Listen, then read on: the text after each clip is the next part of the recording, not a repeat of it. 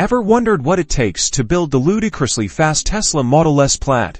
Our journey begins inside Tesla's Fremont factory, a sprawling complex where raw materials transform into cutting-edge electric vehicles. First, the skeletal frame, an aluminum body, takes shape. Robotic arms precisely weld together hundreds of individual parts, ensuring structural integrity and lightweight performance. This advanced process is crucial for the Plaid's handling and efficiency. Next, the heart of the Plaid, its massive battery pack. Thousands of individual battery cells are meticulously assembled and connected, forming a powerful energy storage system. This pack provides the Plaid with its impressive range and instant torque. Now for the power. The tri-motor system, 3 independent motors, 2 at the rear and 1 at the front, are carefully installed. This setup delivers over 1,000 horsepower, enabling the Plaid's mind-blowing acceleration. Moving inside, the interior is carefully assembled, a minimalist dashboard to comfortable seating, and the advanced infotainment system are all meticulously integrated to create a luxurious and tech-forward driving experience.